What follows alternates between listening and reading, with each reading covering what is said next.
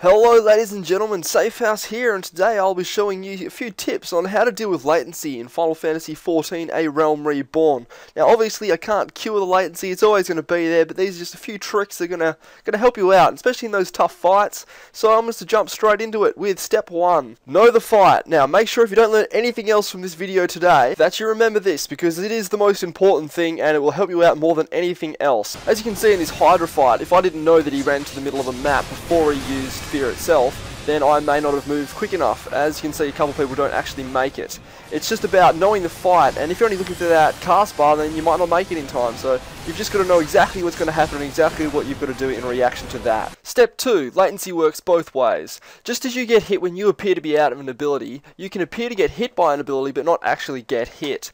This means that after an ability finishes, you can move into it faster than what it appears you can, which is going to be shown best from this video from the Demon Wall in Emperador Keep. Now as you can see, I'm just positioning waiting for the purple sludge to come out, but you'll see I can move back into the purple sludge like I am right now. I'm standing on top of it and it doesn't damage me, it doesn't hit me or anything. And I walk back to the side, do the same thing again. So as you can see, you can move back onto the ability and not get hit by it, which is really handy in fights that have multiple AoEs going everywhere, because you can dodge one AoE by moving into another one earlier. So that's step number 2, which brings us to step number 3, be in the safest spot possible. Now this includes being away from your teammates and anyone else who can draw fire towards your position.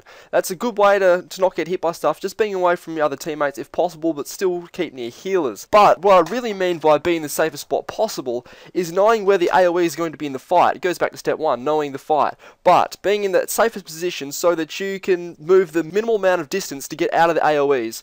This is best shown by the Ifrit fight with some of the fire plumes, which you are just seeing now. As you can see, I only have to take a few steps to the left and I'm out of that outer fire plume, and then I get back into the spot where I was before, this time a little bit further to the right, and as you can see I only have to take really one step and I'm out of the one that goes in the middle.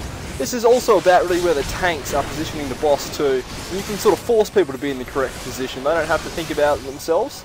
So that's handy if you're working that out for us tanks, but otherwise just make sure you're in that position. Like you're about to see the 3rd level fire plume here. Look, I'm already in position. I don't even really have to move, I only just do it to ensure that I don't get hit. So do your best, guys, to find out that safest spot in the fight and stick to it as much as you can. But that brings us on to step 4, move a lot. Now this doesn't necessarily mean run around like a headless chook or anything. This just means once you find that safest spot in the fight, don't be just rooted in that spot. Just move around, even if it's just like a few meters sort of thing from side to side. I found it easier in my time to stop to avoid an ability than to try and start running, especially if they're targeting you, because hopefully you're standing out by yourself, so the only time you're going to get hit by something is if it's actually targeted at you.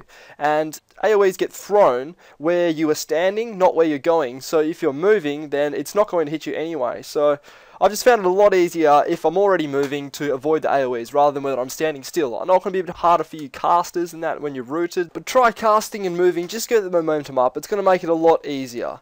Now I've just got a few more tips that just aren't in the steps, but I didn't want to try and exclude classes or do anything, suggest anything that people couldn't do, but it's obviously going to be a little bit easier if you're ranged. If you're melee DPS, you're going to struggle a little bit more because there's a lot more going on in close in most fights, and tanks for the interrupts and whatever, it's going to be a bit tougher for you as well, especially when you're just looking at cast bars and trying to interrupt. So sorry about that, there's not much you can do about those. I know tunneling services may help. I haven't tried any out myself, so I can't recommend any, but I have heard that they can help a fair bit. And try to avoid walking backwards, because I didn't think it deserved a step, but it's pretty obvious. You just move so slow, like sometimes you get caught out, you think, oh, I'm pretty close, I can just walk backwards out of it, but it doesn't really work. Try and stick to walking sideways or forward preferably. So I hope this helped you out, guys. Don't get too down with the latency, you can do it, just make sure you know those fights and just follow these steps. But good luck, and don't forget to check out any other videos on my channel if you're looking to learn a fight. I've got plenty of them. So I'll see you next time, guys.